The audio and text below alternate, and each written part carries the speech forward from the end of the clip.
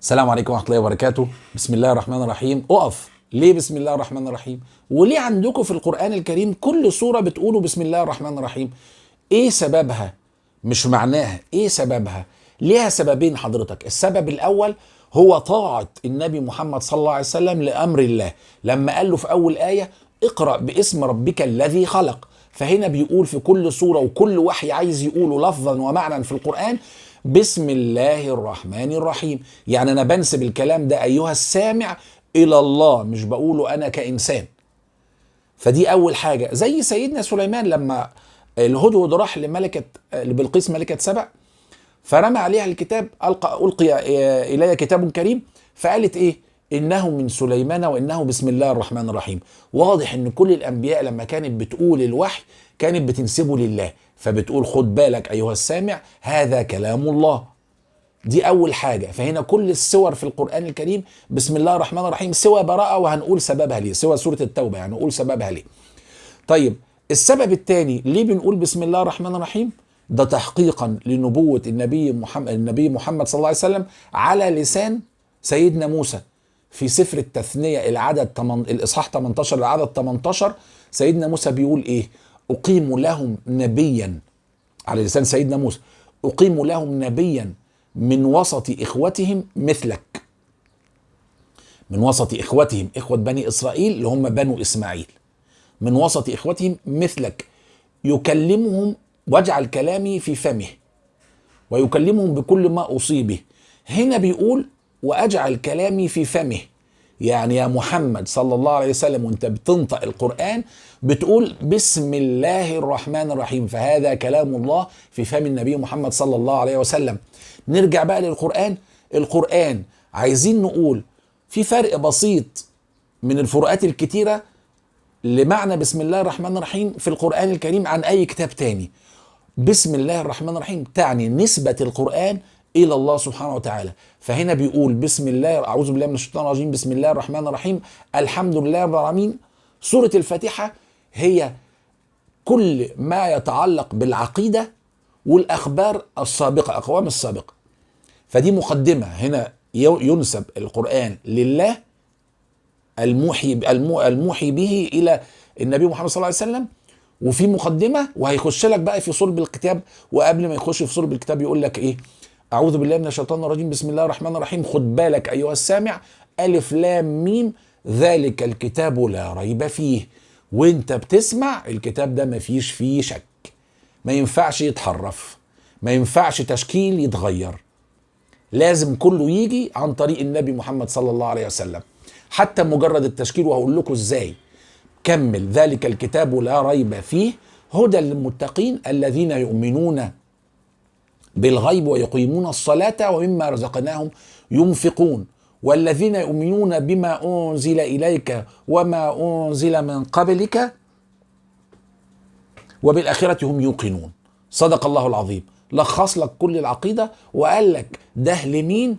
احنا أمة بتؤمن بكل الكتب وكل الأنبياء اللي فاتت. فخد بالك الكتاب ما فيهوش تغيير ولا تحريف. حتى التشكيل لما تيجي تغير في تشكيل، مثلا آية زي ما بتقول وكلم الله موسى تكليما، الله بالضمة يعني هو اللي كلم موسى. طب خليها بالفتحة، لو قلتها وكلم الله موسى تكليما يعني موسى هو اللي كلم الله. شفت الفرق؟ طيب في كل السور بتنزل بسم الله الرحمن الرحيم في بدايتها عشان تقول لك خد بالك ان السورة اللي فاتت انتهت، خلصت خلاص، ودي بداية سورة جديدة. ما عدا سورة براءة. سورة براءة ليه ما فيهاش بسم الله الرحمن الرحيم؟ سورة التوبة قالوا المفسرين كلام كتير مهم، لكن في حاجة قالوا ان احنا افتكرنا، الصحابة ان احنا افتكرنا ان سورة براءة مكملة لسورة الأنفال اللي هي بعديها على طول. سورة التوبة رقم 9، سورة الأنفال رقم 8. طب هي أدام مكملة يبقى مكملة يا إخوانا للسورة اللي نزلت قبليها. إيه السورة اللي نزلت قبليها؟ ما هو القرآن نزل بعض ورا بعض. سورة التوبة نزلت بعد سورة المائدة. تخيل بعد أنهي سورة؟ بعد الحديث اللي ربنا بيقوله لسيدنا عيسى، تعالى يا عيسى، هو أنت قلت للناس اتخذوني وأمي إلهين من دون الله؟ تبرأ سيدنا عيسى من الكلام ده، قال لا، انا ما قلت لهمش غير اعبدوا الله ربي وربكم. تيجي نقرأ آخر سورة المائدة ونشوف ايه الربط ما بينها وبين براءة من الله ورسوله. تعال نقول سورة المائدة بتقول، آخر سورة المائدة: أعوذ بالله من الشيطان الرجيم. وإذ قال الله يا عيسى ابن مريم أأنت قلت للناس اتخذوني وأمي إلهين من دون الله؟ قال سبحانك ما يكون لي أن أقول ما ليس لي بحق، إن كنت قلته فقد علمته، تعلم ما في نفسي ولا أعلم ما في نفسك، إنك أنت علام الغيوب. ما قلت لهم إلا، هنا تبرأ بقى سيدنا عيسى، تبرأ من إيمانكم أو إيمانهم بحاجة زي كده. ما قلت لهم إلا ما أمرتني به أن اعبدوا الله ربي وربكم وكنت عليهم شهيدا ما دمت فيهم فلما توفيتني كنت أنت الرقيب عليهم وأنت على كل شيء شهيد، إن تعذبهم فإنهم عبادك وإن تغفر لهم فإنك أنت العزيز الحكيم. قال الله هذا يوم ينفع الصادقين صدقهم، لهم جنات تجري من تحتها الأنهار خالدين فيها أبدا، رضي الله عنهم ورضوا عنه، ذلك الفوز العظيم، لله ملك السماوات والأرض وما فيهن وهو على كل شيء قدير. خلصت السورة، لكن اللي نزلت بعديها على طول سورة التوبة زي ما احنا قلنا، وأول ما فيها أول آية بتقول أعوذ بالله من الشيطان الرجيم من غير بسم الله الرحمن الرحيم: براءة من الله ورسوله إلى الذين عاهدتم من المشركين. خد بالك، براءة من الله ورسوله يعني ربنا ورسوله عيسى تبرأوا من اتهام النصارى وعبادتهم، والله ورسوله محمد صلى الله عليه وسلم تبرأوا من ذلك، وتبرأوا من نقد العهد للمشركين بعد كده. عرفت ليه براءة ما ابتدتش بسم الله الرحمن الرحيم؟ ده أحد الأسباب. طب ما تيجي نشوف، هل كل الكتب بتعرف عن كاتبها؟ المفروض كل كتاب بيكتب، اي كتاب على فكره، مش في الدين، في العلوم، في الفضاء، في الجغرافيا، في اي حاجه، بيقول لك الكاتب فلان فلان عن فلان فلان سنه كذا الطبعه كذا، كل البيانات مكتوبه، ويديك مقدمه الاول يخش في الموضوع. طب ما تيجي نشوف، هل الكتاب المقدس كتابهم المقدس التزم بالقواعد دي؟ لا. تعال نشوف في اول سفر التكوين بيقول لك في البدء خلق الله السماوات والارض. هو ده اول حاجه اتخلقت؟ لا طبعا.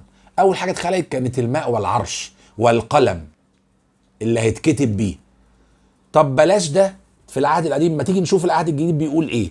العهد الجديد بيقول في انجيل يوحنا، قول يا يوحنا الكلام ده انت جايبه منين؟